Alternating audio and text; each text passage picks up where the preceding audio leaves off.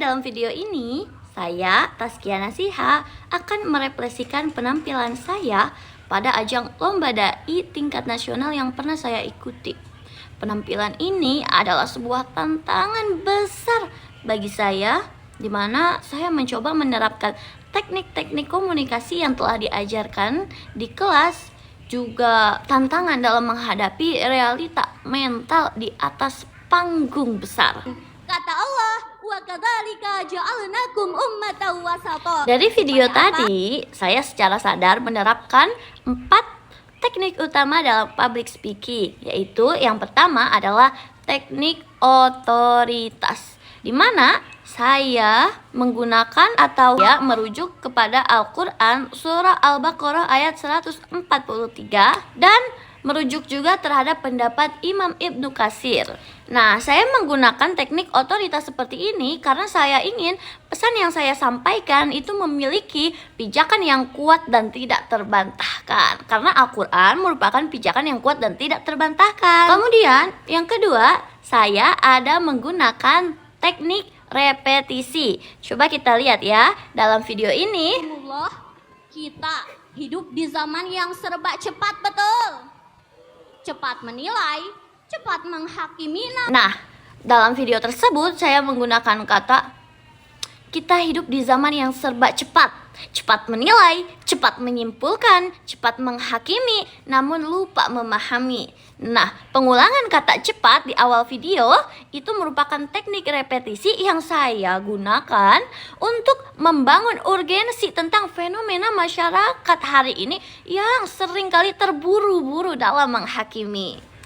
Kemudian yang ketiga, saya menggunakan teknik penjelasan, di mana saya menguraikan konsep umatan wasatoh bukan sebagai umat yang ragu-ragu, melainkan sebagai umat yang adil. Jadi konsep pertengahan menurut saya adalah umat yang adil. Nah, teknik ini saya gunakan agar audiens paham pada esensi dari materi saya.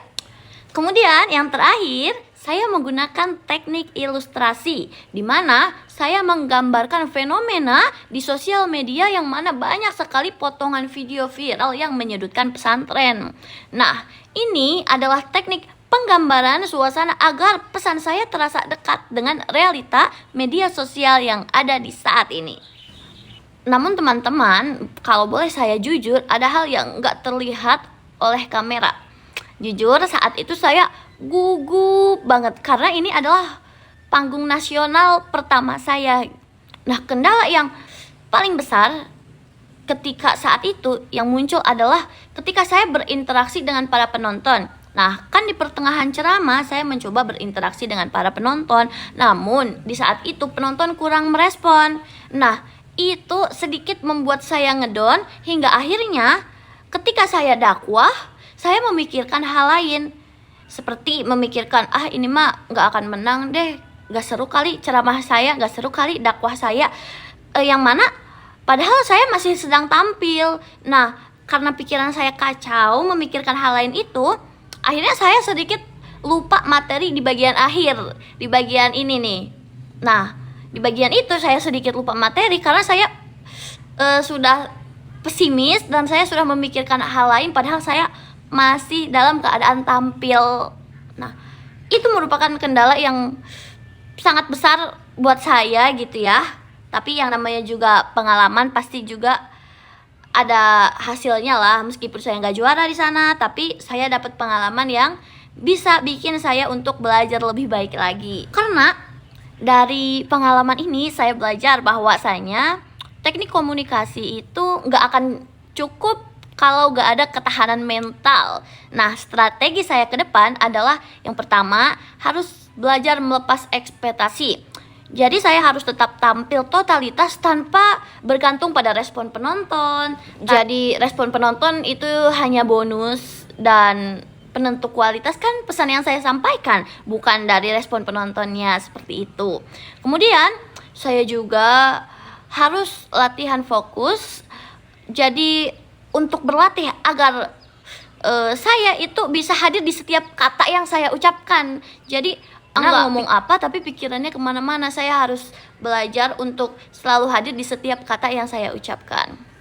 Kemudian juga saya juga harus mempelajari teknik interaksi yang lebih baik lagi ya. Jadi harus melihat penonton, ketika penontonnya pasif harus interaksi gimana, harus belajar begitu tuh. Ketika penontonnya aktif, interaksinya gimana. Nah, teman-teman, lomba ini mungkin nggak memberi saya hadiah, nggak memberi saya medali, tapi lomba itu memberi saya refleksi, memberi saya pelajaran bahwasanya menjadi komunikator hebat adalah tentang terus bangkit dari rasa pesimis di atas panggung. Mungkin itu saja dari saya. Kurang lebihnya mohon maaf. Terima kasih.